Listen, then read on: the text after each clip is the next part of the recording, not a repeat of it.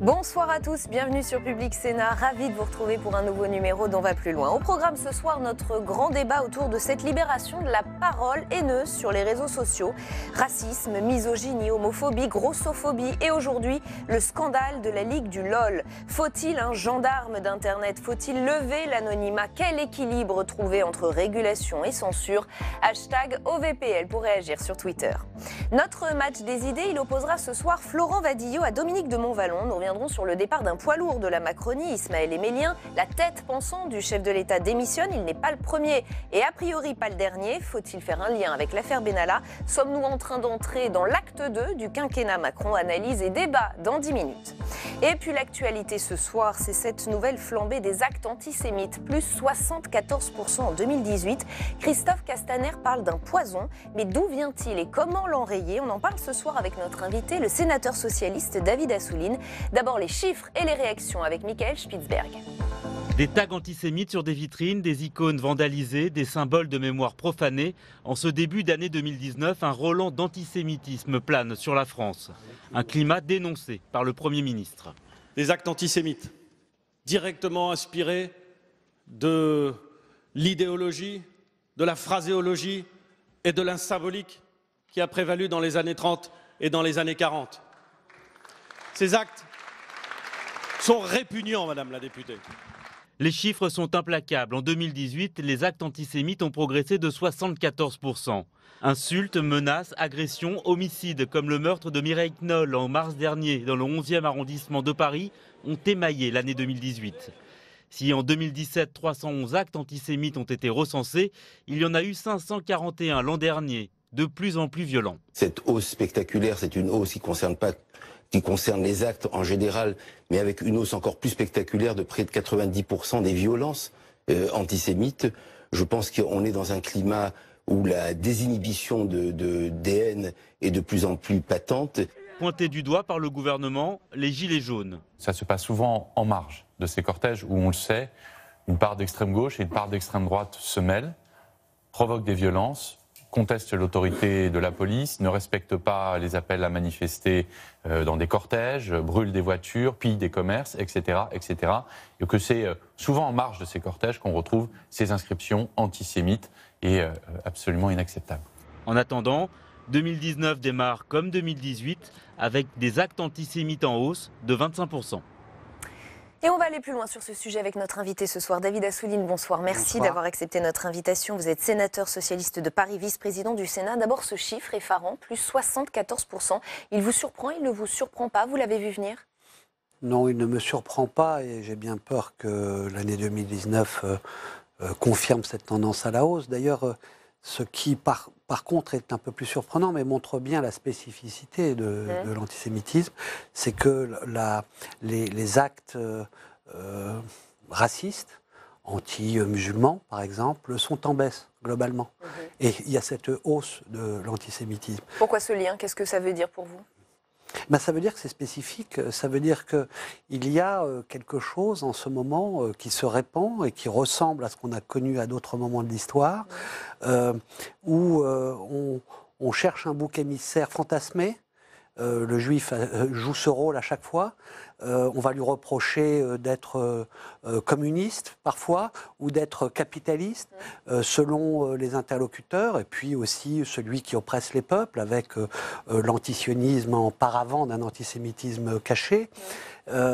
Donc un peu dans ce moment de complotisme généralisé où on ne cerne pas qui sont les responsables de la situation sociale que l'on conteste ou de l'oppression que l'on vit, on cherche une espèce d'être ou de collectif d'être qui contrôlerait le monde, qui manigancerait en coulisses, et à chaque fois, ça tombe sur les Juifs, c'est comme ça dans l'histoire. Ouais. Donc, je ne suis pas surpris, et en même temps, je suis effondré, je vais vous dire personnellement, parce que ça fait très longtemps que je lutte et que je combats contre le racisme, l'antisémitisme.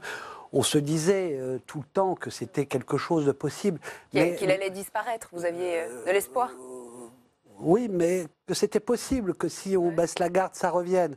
Mais là, on le palpe, on le sent, c'est pas qu'en France, c'est mondial. Il vient d'où pour vous cet antisémitisme? Ça fait une quinzaine d'années qu'on parle d'un antisémitisme qui vient des banlieues, comme si on avait un peu mis de côté cet antisémitisme de l'extrême droite qui semblerait ressurgir. Les deux cohabitent en fait? Ils cohabitent et en même temps, ils puisent l'un sur l'autre. C'est-à-dire que j'ai contesté, moi, ceux qui ont, y compris fait une pétition sur un nouvel antisémitisme qui serait uniquement issu des banlieues et de la communauté musulmane. Je pense que l'antisémitisme des islamistes qui a frappé, qui a tué dans ce pays, il faut le caractériser, mais il a largement emprunté à l'antisémitisme que l'on connaît très européen. Toujours les mêmes choses d'ailleurs, qui puisent dans des textes, le protocole des sages de Sion, le complot, on change les mots seulement. Donc j'ai toujours pensé que le fond était le même, mais sa manifestation est protéiforme. Et d'ailleurs, dans l'histoire, ça a été comme ça, je le dis. On a contesté et on a stigmatisé les Juifs pour des choses complètement contradictoires. C'est le banquier, c'est le communiste, c'est le cosmopolite. Et en réalité, le danger que je sens aujourd'hui, et c'est là que j'ai le plus peur, c'est quand la revendication sociale est instrumentalisée contre les Juifs. Et là, ça devient des mouvements de masse, parce que on l'a connu avec le fascisme, notamment Mussolini en a usé et abusé, et puis ensuite l'hitlérisme. Un vieux socialiste, un bon socialiste du 19e siècle, disait « c'est le socialisme des imbéciles ».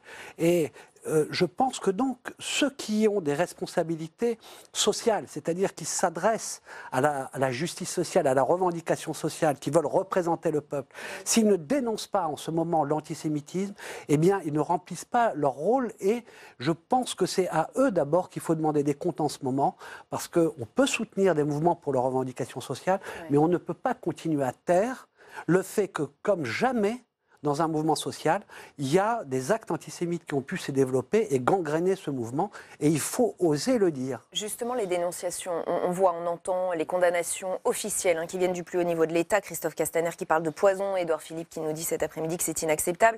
Avant eux, Nicolas Sarkozy, François Hollande. Il y a le discours politique et il y a cet antisémitisme du quotidien. Pourquoi ce discours politique ne prend-il pas auprès de la population? Est-ce qu'il s'adresse à la bonne population? Pourquoi ça ne prend pas auprès des jeunes? Qu'est-ce qui se passe? Il y a un hiatus entre ce qui se passe là-haut, ce qui se passe en bas?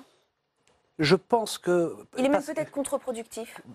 Je pense pas. Bon, je pense pas qu'en parler, c'est contre-productif. Je dis pas que c'est ce que vous dites, mais certains l'ont dit, qu'il fallait plutôt taire ces actes parce que ça pouvait donner des idées, ça faisait de la publicité. Non, c'est l'inverse. Mais je pense que le travail n'est pas assez quotidien, n'est pas assez permanent. Quand il y a un acte, eh bien, il y a effectivement, que voient les jeunes, eh bien, ils voient un certain nombre de responsables politiques, républicains, qui disent ce qu'il faut dire, et c'est bien. Et voilà, c'est pas dans leur quotidien. C'est l'école, regardez. Les parents, l'éducation. Mais regardez les chiffres sur les jeunes qui ne connaissent pas, le pourcentage de jeunes qui ne connaissent pas même le sens du mot Shoah, qui ne savent pas ce qui s'est passé. Donc, le minimum qui se fait à l'école, et tout le monde ne va pas à l'école et suffisamment longtemps à l'école, mais n'est pas fait, n'est pas rempli. Et quand on voit que dans des pays comme la Hongrie, où en quelques jours, alors que la guerre était quasi finie, des centaines de milliers de Juifs ont été éradiqués. Un rassemblement international avec des uniformes nazis antisémites qui s'est fait à Budapest il y a quelques jours. Mais on devrait tout de suite demander des comptes. Monsieur Orban, il est dans l'Union européenne. C'est-à-dire qu'il y a une espèce de condamnation et en même temps on banalise. Il y a de l'ambiguïté ? Il y a, je pense, constamment, face à l'antisémitisme, en fond de sauce, vaut mieux pas trop en parler, et, parce que ça réveillerait un démon, parce qu'on sent qu'il y a un fond qui demande à se réveiller, et on ne veut pas le réveiller. Mais non, il faut le combattre, même quand il n'est pas en manifestation publique, pas, même quand il ne s'exprime pas de façon violente, de toute façon aujourd'hui, il s'exprimera de plus en plus violemment parce que la situation européenne, la situation mondiale... Le climat actuel. Mais écoutez, vous allez en Amérique latine, vous demandez, mais pourquoi vous vendez Mein Kampf? Il dit, mais parce que les gens le demandent et l'achètent. Voilà, c'est tout. Et le protocole des sages de Sion, dans des pays, bon, c'est quelque chose qui n'est pas suffisamment combattu, qui est un peu toléré, maintenant qui explose au visage. Et qui n'est que la manifestation d'un problème plus général. Ce n'est pas le problème des Juifs. Ça, Delphine Orveller l'a très bien dit. L'antisémitisme, c'est le problème de la société. C'est le révélateur de quelque chose qui montre, que j'appelle, moi, le nationalisme populisme, le fascisme, qui... peut s'en prendre aux Juifs, certes, peut avoir ce bouc émissaire, mais s'en prend à tout le monde, s'en prend aux plus pauvres, très vite, s'en prend aux syndicalistes, s'en prend à tous ceux qui pensent différemment. Donc c'est ensemble et c'est avec les armes de la République qu'on doit répondre, mais vraiment maintenant il faut y aller, quoi. Et le message est passé. Merci infiniment David Assouline d'avoir été avec nous ce soir, sénateur socialiste de Paris, vice-président du Sénat. OVPL continue avec le match des idées. Il va opposer dans un instant Florent Vadillo à Dominique de Montvalon. On va revenir sur les derniers rebondissements à l'Élysée. Après Sylvain Faure, c'est Ismaël Emelien qui quitte le navire. Emmanuel Macron voit partir ou fait partir plusieurs conseillers très précieux. Que se passe-t-il? Est-ce le début d'une nouvelle phase du quinquennat Macron? On en parle avec nos invités juste après ce sujet de Cécile Sixou et de Samia Dechir. Ils sont ceux qui l'ont porté au pouvoir. 2 ans plus tard, le clan Macron se délite. Après le départ de Sylvain Faure, de Stéphane Séjourné, c'est au tour d'Ismaël Emelien, conseiller spécial du président, de quitter ses fonctions. Au groupe LREM du Sénat, François Patriel assure « Il n'y a pas de malaise, les 3 hommes continuent de soutenir le président ». On peut comprendre qu'après 2 ans au ministère, après 2 ans de campagne, après 2 ans à l'Élysée, ils aient besoin de réorienter leur vie. Parce que vous imaginez la somme de travail qui a été fournie et de pression constante. Officiellement, si Ismaël Emelien quitte l'Élysée, c'est pour publier un livre, une version à laquelle on croit peu chez les Républicains du Sénat. Qu'on change des équipes en cours de route à l'Élysée, c'est pas anormal. Mais là, c'est pour toujours la même raison. C'est-à-dire que c'est l'affaire Benalla et ses suites. Alors qu'ailleurs, quand on change d'équipe, c'est pour différentes raisons, mais qui n'ont rien à voir avec une seule affaire. Donc, lui, il dit que c'est pour faire la promotion de son livre. Je lui souhaite bonne chance dans cette affirmation, qui, à mon avis, ne sera pas crue très longtemps. Pas cru non plus par Patrick Caner, qui fait partie de la commission Benalla. Quand on change autant de collaborateurs et de collaborateurs très proches, c'est que manifestement, il y a peut-être une évolution politique qui se prépare. Ce que j'espère, non pas pour moi, mais pour les Français et pour le pays, c'est que cette prise de conscience éventuelle liée à ces départs aboutisse à une politique qui soit modifiée pour la France. Cette hémorragie de la Macronie est-elle un signe d'un changement de cap politique ou celui d'une fébrilité du président? En tout cas, selon certains sénateurs, il y aura dans les jours qui viennent d'autres départs. Eh bien justement, on va se poser la question sur ce plateau. Avec nous pour ce match des idées, Florent Vadillo, bonsoir. Docteur en sciences politiques, président du think tank L'Hétairie. Dominique de Montvalon, bonsoir. Journaliste et éditorialiste politique. Comment vous l'interprétez, vous, ce nouveau départ dans la garde rapprochée ou parmi les plus proches d'Emmanuel Macron, Florent Vadillo? C'est d'abord un départ qui est lié à une affaire, qui est l'affaire Benalla, effectivement. C'est très clair. Oui, parce qu'Ismaël Emelien était très impliqué dans l'affaire Benalla depuis le début, sur la question des vidéos, sur la question du conseil stratégique. Et donc, il était, de ce point de vue, très mêlé à l'affaire Benalla, à un degré qu'on ignorait. Donc ça, c'est le premier élément.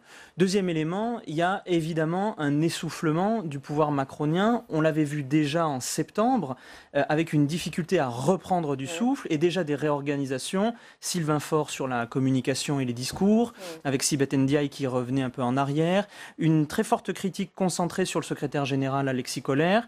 Et donc, il est naturel que le président reconfigure son dispositif qui, on le voit, s'est un peu essoufflé. D'autant qu'ils avaient surmédiatisé le rythme effréné qui était celui de l'Élysée. Et de ce point de vue-là, il n'est pas étonnant qu'une fatigue s'installe. Sauf que, en l'occurrence, la fatigue n'y est pour rien.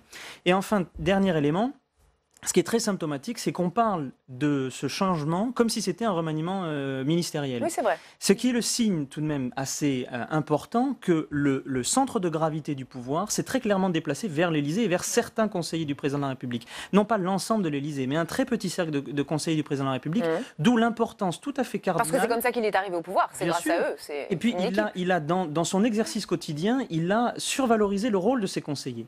Et donc ce déplacement du centre de gravité est très symptomatique d'un exercice du pouvoir particulier qui peut être efficace ou qui peut ne pas l'être.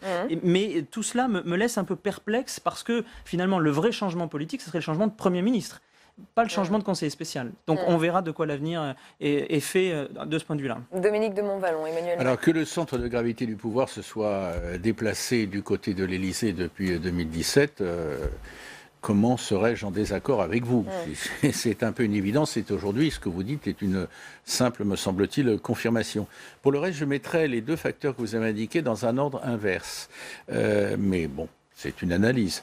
Je pense que le président, même si c'est douloureux pour lui, quelque part, psychologiquement, politiquement, j'ai presque envie de dire affectivement, avait fini par comprendre ou a fini par comprendre qu'il devait se séparer de ceux, parfois appelés par ceux qui ne les aiment pas les Mormons, qui, très talentueux et très aussi sûrs de leur pouvoir, l'ont entouré depuis le début de sa lente conquête du pouvoir et ensuite dans l'exercice du pouvoir, jusqu'à s'en sentir un peu copropriétaire. Donc, ce qui se profilait, c'est très clairement ce qu'on commence à voir, c'est qui s'accentue aujourd'hui, c'est-à-dire le remplacement de cette équipe par une autre, je dirais différente et probablement d'une certaine façon plus ouverte. Alors l'affaire Benalla, je ne l'évacue pas, elle est importante, elle compte, elle n'a probablement pas livré tous ses secrets, et je dirais moi que c'est un facteur d'accélération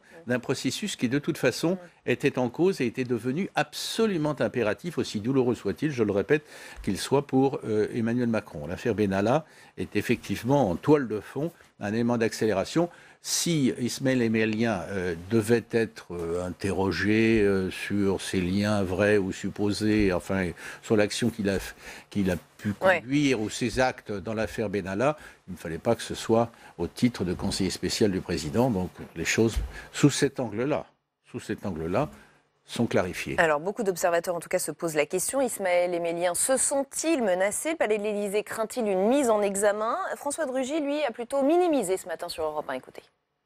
Je pense qu'encore une fois, il ne faut pas y voir quoi que ce soit de politique.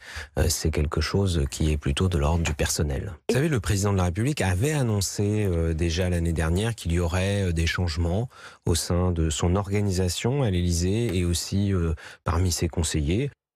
Et on sent bien que les éléments de langage sont partout les mêmes. Il y a un certain embarras quand même. Il y a évidemment un embarras parce que c'est du pain béni pour l'opposition qui, depuis le début, a instrumentalisé l'affaire Benalla à tort ou à raison, mais il a instrumentalisé d'un point de vue politique. Et ce nouveau départ est une péripétie supplémentaire qui vient nourrir, en quelque sorte, la machine de l'opposition pour défaire, en quelque sorte, l'aura politique dont avait bénéficié Emmanuel Macron dès son élection. Donc, de ce point de vue-là, les éléments de langage sont nécessaires. Ils sont d'autant plus nécessaires qu'on peine à voir qui va remplacer Ismaël Emelien, qui était quand même crédité d'une très forte influence sur le président de la République. Certains ont parlé de son deuxième cerveau pour le désigner. Philippe Grandjean, effectivement, vient sur un aspect politique et parlementaire. On le sentait plutôt remplacer Stéphane Séjourné, le conseiller parlementaire du président de la République. Donc cette nouvelle, en quelque sorte, géographie du pouvoir, il y a un véritable problème de casting. Et au-delà de ça, il y a un problème de vivier. Le président de la République, finalement, il est resté sur un entourage extrêmement restreint, avec une majorité qu'il ne connaît pas véritablement, et un personnel politique qui n'est pas en mesure vraiment de monter et de le défendre. Donc c'est un sujet. D'ordinaire, on quittait l'Élysée pour devenir ministre quand on était conseiller influent. Là, ça n'est pas le cas. Alors, autre thème sur lequel j'aimerais vous faire réagir, c'est ce cumul des mandats qui fait hurler et qui est pourtant légal. C'est celui de l'ancien ministre de Jacques Chirac, Hervé Guémard. Le Parisien révèle qu'il est à la fois président du conseil départemental de Savoie et fonctionnaire de Bercy. S'il le faisait à titre gracieux, j'allais dire, ça ne poserait pas question, sauf qu'il cumule 2 salaires, 4 033 € net comme élu, 7 596 € comme administrateur civil. Alors lui, il assume complètement, voilà ce qu'il dit à nos confrères du Parisien. Je n'ai rien à cacher, je rappelle qu'il n'y a pas de statut des présidents d'exécutifs locaux, l'immense majorité d'entre eux exercent une activité professionnelle, et de nous détailler son emploi du temps. Alors lisez bien, la journée type commence en général le matin dès 7h30 et se termine souvent vers 22h, y compris les week-ends et les jours fériés, comme les fêtes patriotiques. Il y a une telle défiance envers les élus qu'il me semble utile de rappeler la consistance de cette charge de travail, de cette disponibilité et de présence au service d'autrui et de l'intérêt général. Réaction tout de même de René Dosière, président de l'Observatoire de l'éthique publique. Ce sont des comportements de ce type qui entraînent la défiance, voire la colère des contribuables envers les élus. Dominique de Montvalon, qu'est-ce que ça vous inspire? Vous êtes d'accord? Je partage le sentiment de René Dosière. L'ancien ministre est un homme de talent, on n'a pas attendu aujourd'hui pour le savoir, mais la façon dont il expose son emploi du temps me met personnellement, et je pense que je ne suis pas le seul, extrêmement mal à l'aise. Aujourd'hui, on peut s'interroger, et d'ailleurs beaucoup s'interrogent, je crois, jusqu'au sommet de l'État, sur la nécessité peut-être de revenir à une forme de cumul de façon à ce que les élus ne soient pas hors sol, et qu'ils aient un relais concret avec la vraie vie, j'ai envie de dire. Mais là, on se trouve, outre la dimension ambiguë de cette façon dont il explique qu'il est très pris, comme s'il était le seul d'ailleurs, dans son emploi du temps, mais il est haut fonctionnaire à Bercy. Moi, je suis mal à l'aise. Et je ne pense pas que ce soit par les temps qui courent, qui sont aussi des temps populistes, de raccourcis, de simplisme, mais enfin, jusqu'à un certain point, il faut quand même les prendre en compte. Il y a une aspiration à des choses plus claires de la part de l'opinion publique. C'est pas le cas. Florent Vadio, ça vous met mal à l'aise, vous aussi? De deux choses l'une, soit son emploi à Bercy est un emploi fictif, puisque visiblement il est accaparé par les charges d'élus, et dans ce cas-là, il y a un sujet, puisque un haut fonctionnaire normalement affecté dans un bureau... J'ai même pas évoqué l'idée qu'il soit fictif, parce que là, à ce moment-là, j'aurais été plus loin. La question peut se poser, effectivement. Il y a un sujet, parce que ça veut donc dire qu'il occupe indûment un emploi à Bercy, et que cet emploi n'est pas fourni. Soit il n'occupe pas ses fonctions de président du conseil départemental, et c'est problématique là encore, car c'est un emploi qui, certes, peu rémunéré au regard des besoins visiblement de M. Guémard, et tout de même un emploi à plein temps. Ce sont plusieurs centaines de millions d'euros de budget qui sont à gérer chaque année. Il y a au demeurant un sujet, parce que le problème d'Hervé Guémard, c'est qu'il pourrait se défendre derrière l'idée que les élus sont mal payés. Effectivement, présider aux destinées d'un conseil départemental... Ça pourrait être une vraie interpellation. C'est un problème d'ailleurs. Mais Hervé Guémard est-il dans le besoin? C'est-à-dire, faut-il, à partir du cas d'Hervé Guémard, faire des extrapolations? Sa femme est vice-présidente d'une entreprise internationale qui gagne extrêmement bien sa vie. Lui-même a des revenus qui, pendant de nombreuses années, ont été très, très conséquents. On ne comprend pas, en réalité, ce qui justifie ce cumul, si ce n'est une forme d'appât du gain. Or, faire de la politique pour aimer l'argent, c'est se conduire en échec absolu. Parce que les citoyens n'élisent pas les gens pour qu'ils gagnent leur vie. En tout cas, pas pour qu'ils s'enrichissent. Évidemment. Et c'est extrêmement problématique. Ayant fait part, avec des guillemets ou sans guillemets, de mon malaise, je vous trouve quand même très sévère en parlant d'appât du gain.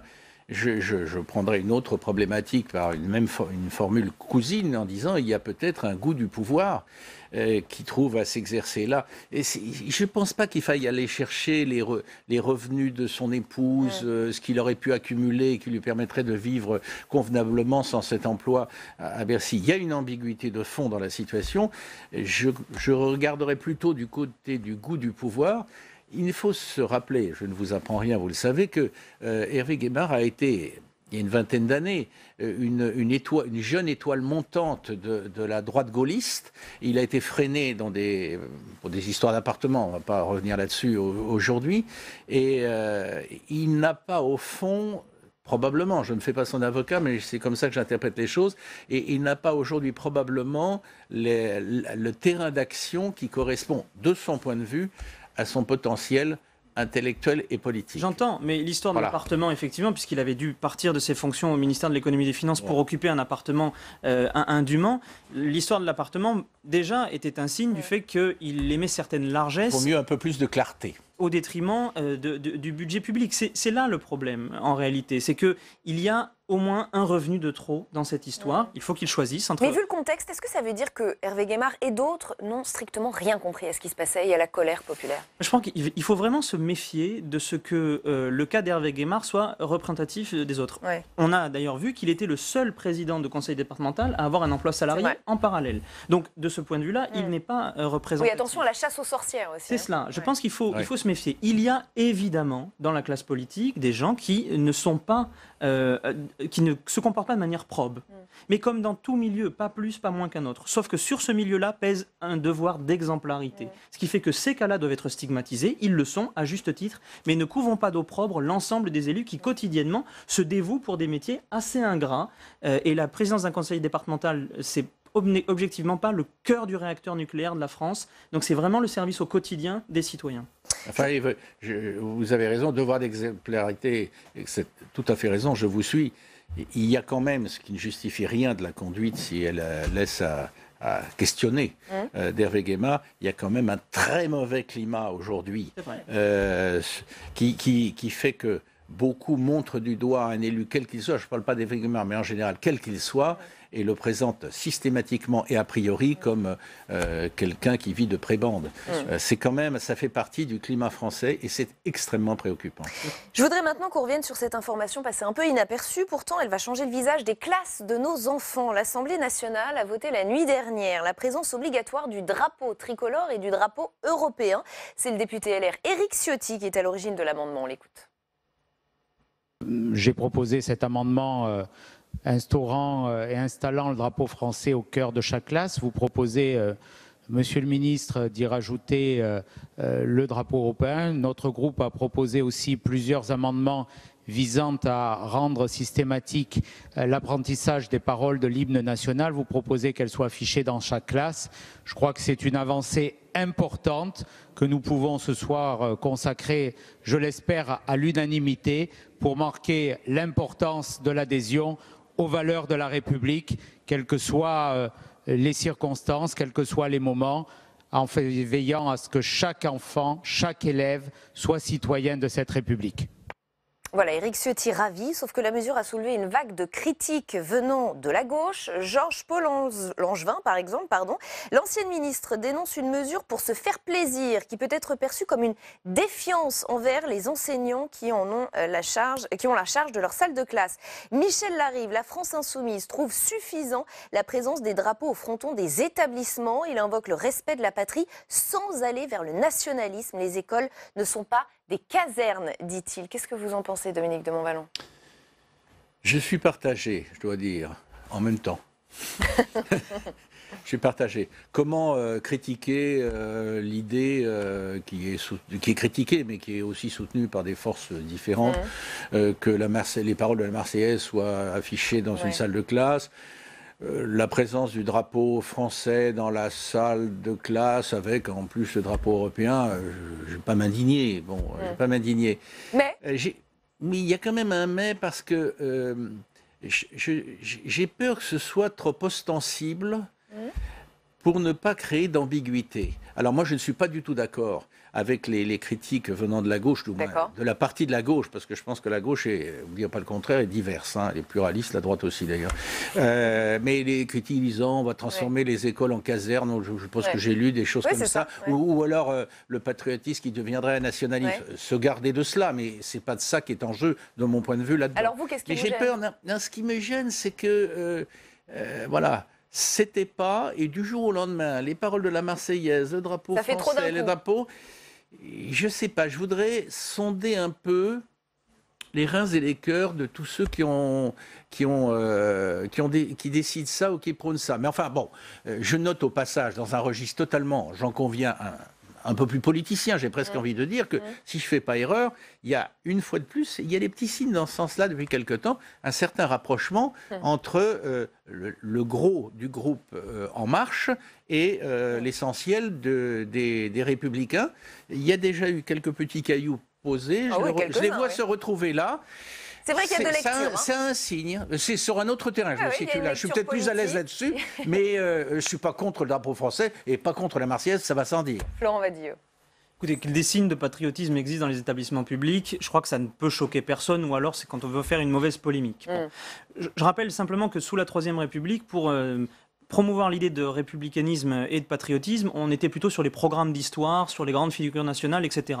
Qu'aujourd'hui, les parlementaires se soucient de la physionomie des classes, je trouve que ça montre tout de même la faible hauteur de vue qu'on peut imaginer. Pourquoi le patriotisme, c'est important aussi de l'apprendre à nos jeunes, qu'ils se sentent citoyens? Pourquoi on laisserait ça, effectivement, et c'est ce qui s'est passé.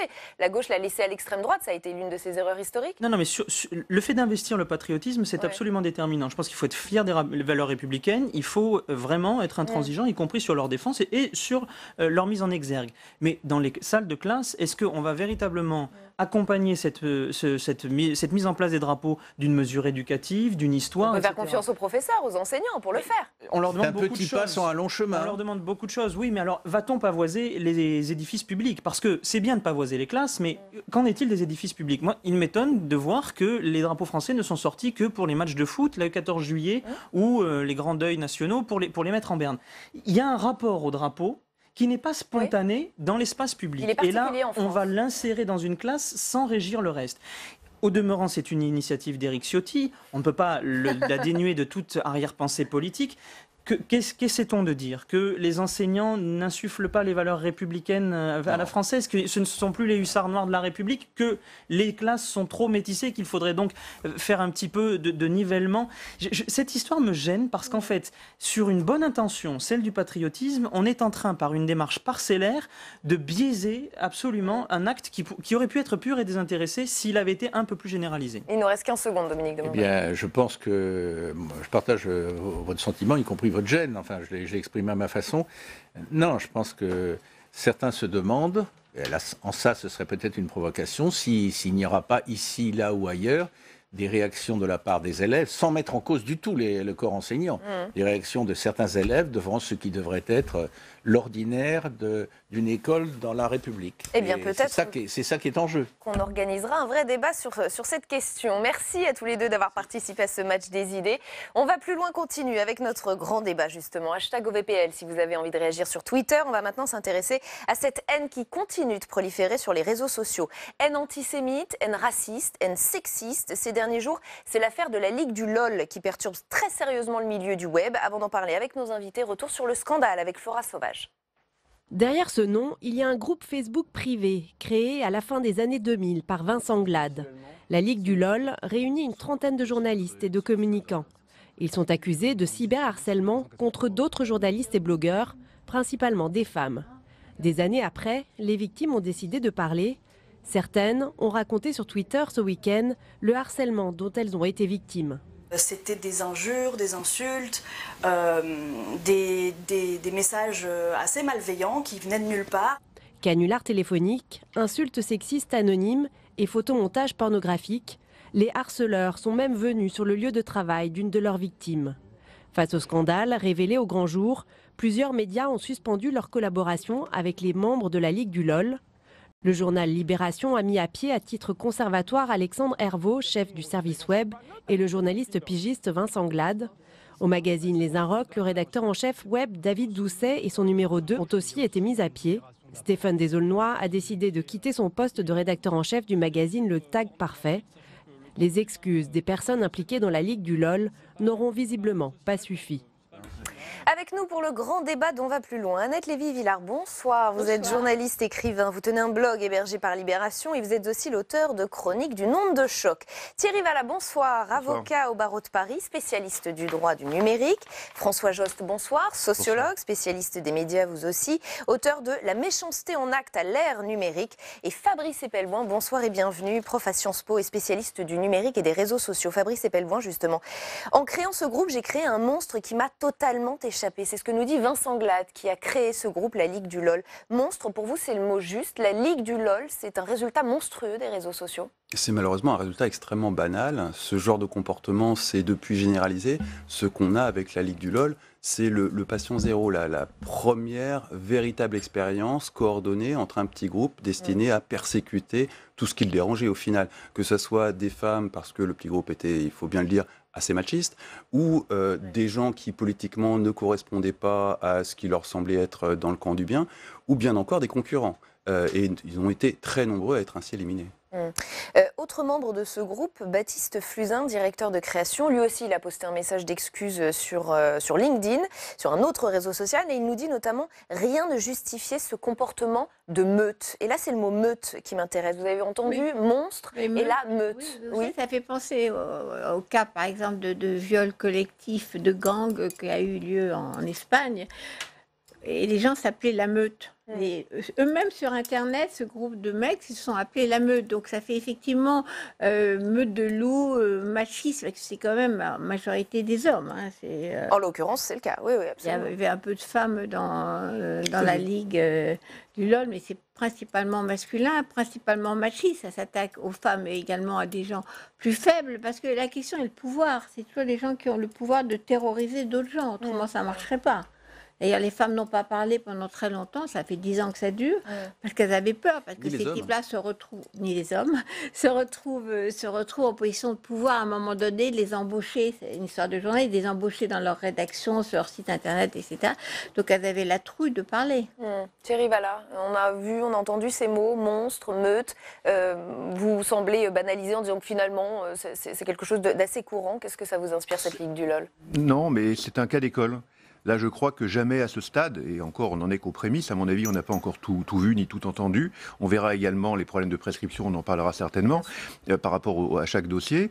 On a tout, parce qu'on a du cyberharcèlement, on a de l'usurpation d'identité numérique, on a des messages haineux, des messages homophobes, des messages sexistes, sexuels, de la pornographie. On a vraiment un florilège de tout ce qu'il ne faut pas faire. Et effectivement, ce problème de harcèlement de meute, de raid numérique, c'est en cela que la loi du 3 août 2018 est intervenue à l'initiative de Marlène Schiappa pour combattre de manière plus efficace ce type de comportement concerté, avec la nouveauté qu'un seul message par personne peut être incriminé lorsqu'il est fait de manière extrêmement concertée, justement pour déstabiliser une personne et en faire une victime encore plus dramatiquement atteinte. Et on y viendra évidemment à l'arsenal juridique. Quand l'affaire est sortie, François Jost, beaucoup ont fait ressurgir l'œuvre de Victor Hugo, L'homme qui rit, publié en 1869, où il parlait du Fun Club. Et ça semble extrêmement moderne. C'est pour ça que je vais vous lire ce passage.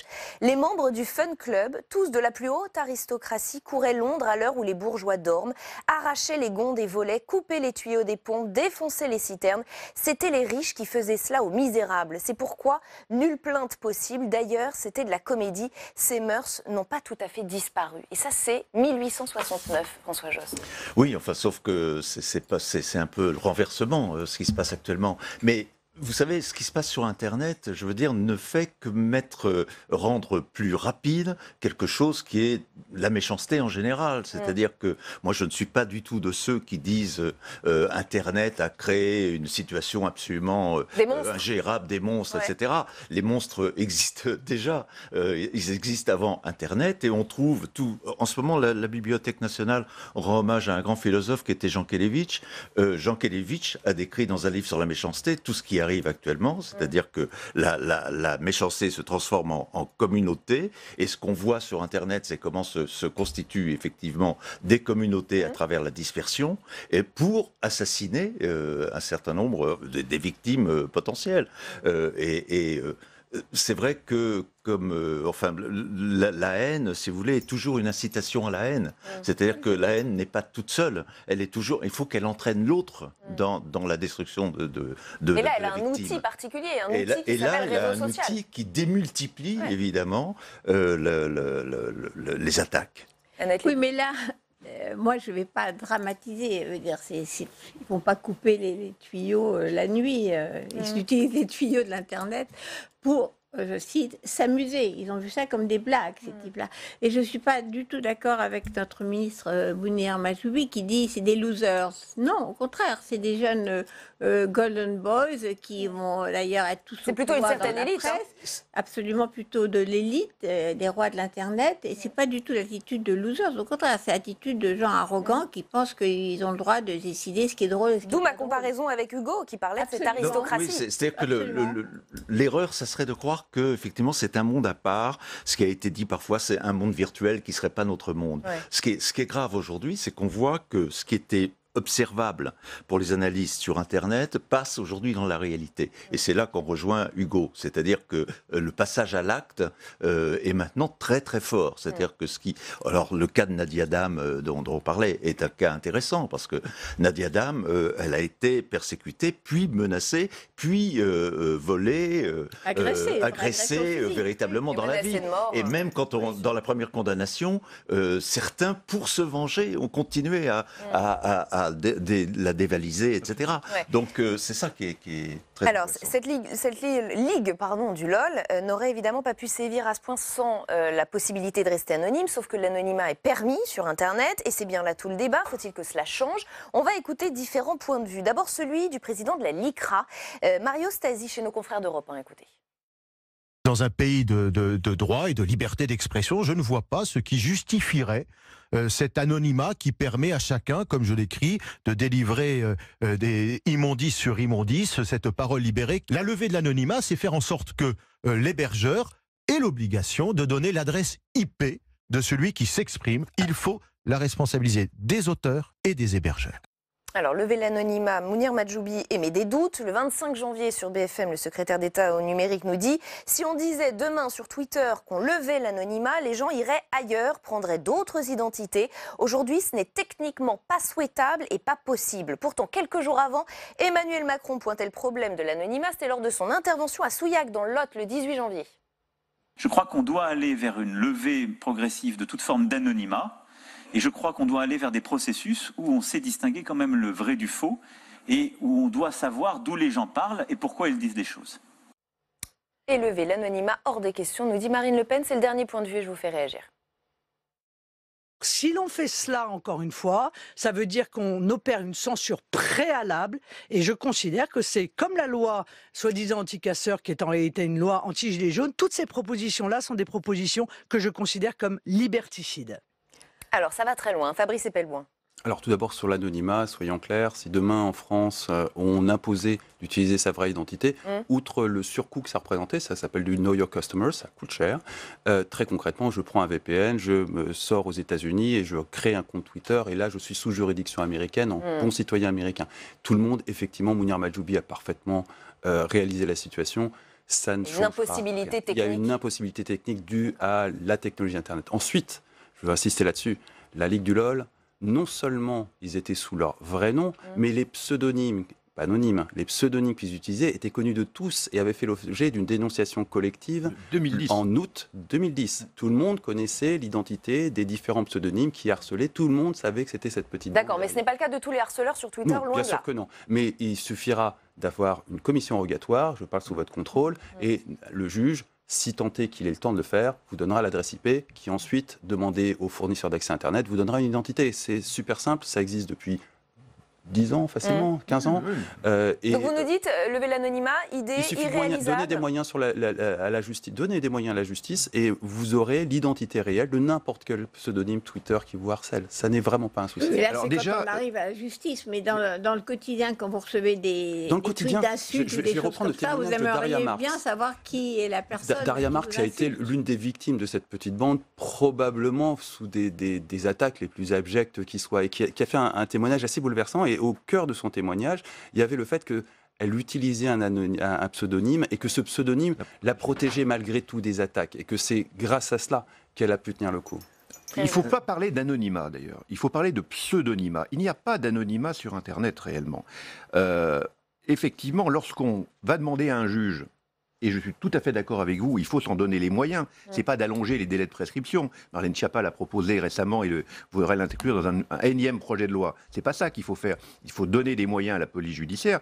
Quand on va demander à un officier de police judiciaire d'aller chercher la fameuse adresse IP, l'adresse Internet, parce qu'on y... parce que mais ça, c'est une fois que l'insulte a déjà eu lieu, pardon, mais elle a déjà fait du mal. Mais cette affaire vous montre bien que il faut arriver à démontrer, et c'est un aspect pédagogique qu'il faut aussi utiliser, et c'est pour ça que ce type d'affaire, MeToo l'avait déjà été l'an dernier, et je suis très content qu'une nouvelle affaire, malheureusement, arrive à être dévoilée aujourd'hui, s'il faut en parler. Ce harcèlement, ce cyberharcèlement qui ne masque qu'un harcèlement quotidien dans les rédactions, il ne faut pas se leurrer, et dans les cabinets d'avocats, pareil, enfin partout dans la vie, Ce cyberharcèlement n'existe parce que beaucoup de gens croient derrière leur écran d'ordinateur être en pleine impunité et faire ce qu'ils veulent. Quand ils se retrouvent au tribunal, ce sont des petits-enfants qui découvrent que mais finalement... combien sont-ils à se retrouver devant un tribunal? Mais il y en peu. a de plus en plus. Alors c'est vrai qu'en 2017, il y en a eu 5 qui ont été condamnés. Et là, 500 l'ont... Mais 500 heureusement, maintenant, les gens sont un peu plus formés, mais c'est un problème de moyens. Il faut donner des moyens aux OPJ, aux gendarmes, formés. Et moi, je me souviens, en 2014, quand on déposait une plainte, alors c'était pas la Ligue du LOL, mais on nous regardait avec des yeux ronds. Qu'est-ce que c'est que le cyberharcèlement? Ça n'existe pas. Alors ça existait déjà. Il y avait déjà les outils législatifs et réglementaires. Donc aujourd'hui, on est mieux formé, on est mieux informé. Il faut dire aux gens, Internet n'est pas une zone de non-droit, on le dit, on le répète, c'est un aspect pédagogique, mais on l'a vu également récemment avec l'affaire Baupin, avec Cécile Duflot qui a encore été harcelée, avec des millions et des millions de bots qui l'ont insulté avec des injures sexistes. Donc voilà, certaines personnes n'apprennent pas, il faut des condamnations. Aujourd'hui, de plus en plus, on va dans les tribunaux, et de plus en plus, et cette Ligue du LOL, je pense qu'on arrivera à mener ces harceleurs devant la justice. François Josse. Oui, moi j'aurais un point de vue un peu plus nuancé, à vrai dire. Je pense que ça dépend des utilisations d'Internet. Quand vous êtes sur Facebook, en fait, la plupart des gens ont leur vraie identité. Ce qui fait que vous pouvez discuter, même politique, et savoir face à qui vous êtes. En tout cas, vous pensez que c'est son identité. Non, mais il y a beaucoup de faux comptes. J'ai des milliers d'amis, entre guillemets, mais j'en ai peu qui ont un pseudo. La plupart, c'est des gens je peux aller sur leur page, voir qui ils sont, etc. Dans les forums, quand vous êtes... Moi, j'ai tenu une chronique pendant 5 ans sur un forum de l'Obs. Je me faisais constamment insulter par les mêmes. Je lui disais, mais qui êtes-vous? Que faites-vous dans la vie pour qu'on puisse discuter? Êtes-vous avocat, etc. C'était absolument impossible. Et je dirais, l'Obs, en l'occurrence, aurait pu me dire qui c'était, mais ne me l'a jamais dit. Et Dieu sait que j'ai réclamé.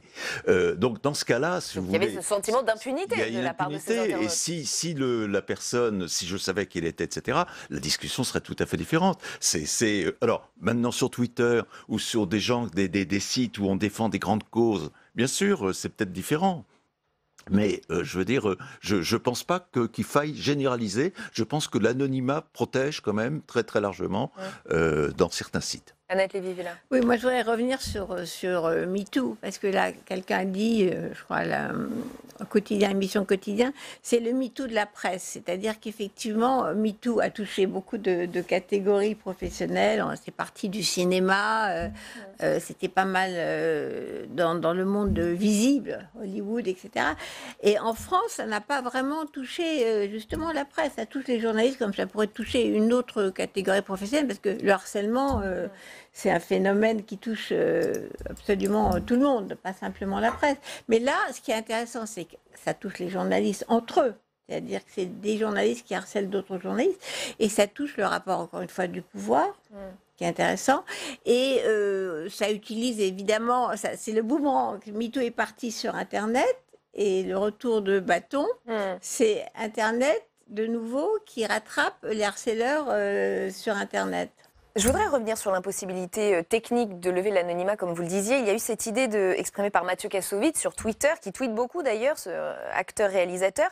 Il suffit de créer des réseaux sociaux payants, 1 € par mois, avec une charte éthique et un nom par profil, sans pub, sans utilisation des infos, et sortir des réseaux anonymes. Qu'est-ce que vous en pensez? Sans utilisateur non plus. Qui va payer 1 € sur un réseau social qui débarquerait demain matin, alors que vous avez Facebook qui compte plus de 2 milliards d'habitants? Au passage, je vous signale qu'un demi-milliard sont des faux comptes avec des fausses identités.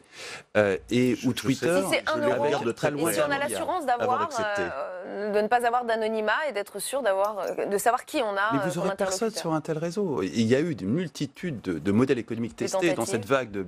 Aucun modèle payant n'a jamais marché. Jamais. Donc c'est que l'anonymat arrange pas mal de monde. Non, c'est que la gratuité avance pas mal de monde. Oui, enfin 1 €. L'anonymat, c'est un 1 €, certes, pour nous, c'est rien. Mais... Non, mais 1 € pour une inscription sur un réseau social, je pense que non, vraiment, même dans une grande pauvreté, on peut trouver 1 € si on est intéressé par un réseau social. Non, vraiment. Là, il s'agit de descendre sur Terre. Non, il y a vraiment des gens qui sont à 1 € près en ce moment. C'est le moment de le réaliser. Et faire une barrière à l'entrée financière pour le droit à l'expression, c'est quand même un problème dans une démocratie. Thierry Ballas. Non, il faut conserver le pseudonymat, l'anonymat si vous le souhaitez. Il faut le garder parce que, vous voyez, il y a des avocats, Maître Eolas par exemple, qui est le plus emblématique d'entre nous. Il a commencé comme ça en 2009, il était un des précurseurs. Il a pris un pseudo, il l'a conservé, ça ne l'a pas empêché, le cas échéant, d'avoir des tentatives de poursuite. Il a d'ailleurs été relaxé récemment par la Cour de cassation. Voilà, donc, et il peut s'exprimer de la manière, et tout le monde sait qui il est. Donc il n'y a pas vraiment de gros problèmes là-dessus. Il n'en reste pas moins que, attendez, quand les gens ont leur nom, ils n'ont pas du tout... Les gens qui insultent beaucoup, c'est pas les gens qui... Alors il y en a qui insultent. Moi je tweete sur mon véritable nom. Alors moi c'est vrai que je suis avocat, donc j'essaye de respecter mais vous, c'est une chose, mes règles déontologiques. Après, si vous avez des personnes... Il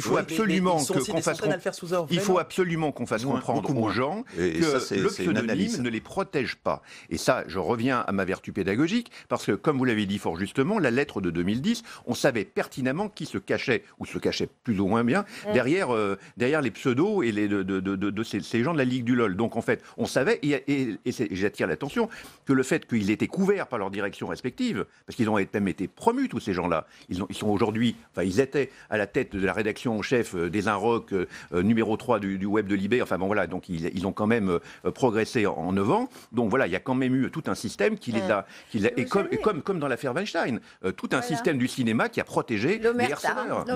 L'omerta du milieu. Oui, mais je pense que si cette histoire était sortie il y a 2 ans, par exemple, donc avant MeToo, on en aurait moins parlé. Certainement. Je suis tout à fait d'accord. Comme l'affaire Strauss-Kahn, quand même, n'a pas bouleversé la France. Donc il y a un avant et un après. C'est-à-dire que maintenant, ça ne passe plus. Ça ne m'a pas du tout étonné que pendant le week-end, c'est monté comme ça, parce qu'au début, on dit bon, c'est pas grave, c'est des blagues de collégiens. Et en fait, ça ne passe plus. C'est ça qui est vraiment intéressant, moi, je trouve. Faut-il une police d'Internet? Faut-il surveiller, sanctionner ceux qui diffusent leur haine sur les réseaux sociaux? Faut-il responsabiliser les hébergeurs? Autant de questions qu'on va se poser. Dès janvier 2018, l'Allemagne a mis en application une loi très forte. En 24 heures, Facebook, Twitter et YouTube doivent être capables de retirer du contenu sous peine d'une amende de plusieurs millions d'euros. En France, vous le disiez, depuis l'été dernier, il existe une loi pour condamner le cyberharcèlement en meute. En 2018, 500 personnes ont été condamnées pour des propos haineux tenus sur les réseaux sociaux. La condamnation peut aller, vous allez me dire si je me trompe, mais jusqu'à 3 ans de prison, 45 000 euros d'amende. Oui. C'est bien cela. Jeudi, une réunion sera organisée sur les contenus haineux et illicites en ligne avec Mounir Majoubi justement. Et Marlène Schiappa, ça a été annoncé tout à l'heure sur Twitter. Responsabiliser les hébergeurs, ça c'est une piste ou pas, Fabrice Epelboin? Ou c'est peine perdue? Appréhendons les choses de façon rationnelle. On parle de Facebook et Twitter. On ne parle pas d'un territoire. Donc l'application de la loi sur un territoire impose de déterminer des frontières. Où est la frontière française sur Twitter? Où est la frontière française sur Facebook? Qu'est-ce qui va empêcher quelqu'un comme moi, avec un minimum de compétences techniques, de prendre un VPN, de me connecter aux États-Unis et de bénéficier d'un statut de citoyen américain, c'est-à-dire la liberté d'expression absolue? Et concrètement, toujours la possibilité d'aller en France, vu qu'il n'y a pas vraiment de frontières sur Facebook.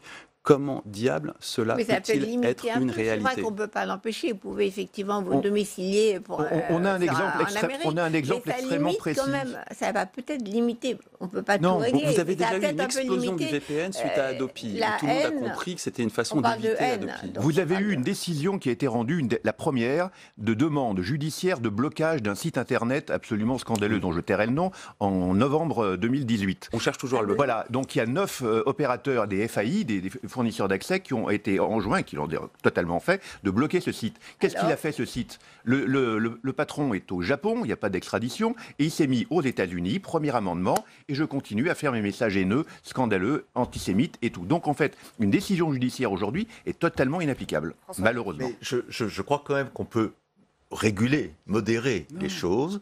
D'ailleurs, on en voit les effets. Facebook a dit abondamment qu'ils prenaient ils ont embauché énormément de gens pour surveiller ce qui se disait. Toute une série d'excuses de par exemple, Mark Zuckerberg. Sur YouTube, j'ai étudié des cas d'une fille qui se fait complètement harceler parce qu'elle est passée dans un dîner presque parfait et tout le monde elle a mis un verre d'eau à la figure de quelqu'un, etc. Elle se fait harceler. Au point où il y a des gens qui disent une fille comme ça, faudrait la tuer. Bon, je pense que ce genre de propos peut être contrôlé. Et d'ailleurs, j'ai remarqué une chose, c'est que quand j'ai analysé cette vidéo, il y avait à peu près 7400 commentaires. Un an après, il n'y en a plus que 6008. C'est-à-dire que manifestement, il y en a qui ont été virés. Et je pense qu'effectivement, avec un certain nombre d'algorithmes, etc., on peut alerter. Certaines plateformes jouent le jeu. Voilà. Facebook joue le jeu davantage. Et c'est vrai que les sanctions allemandes ne sont pas inintéressantes. Twitter le joue beaucoup moins. Oui, c'est plus facile si vous faites un tableau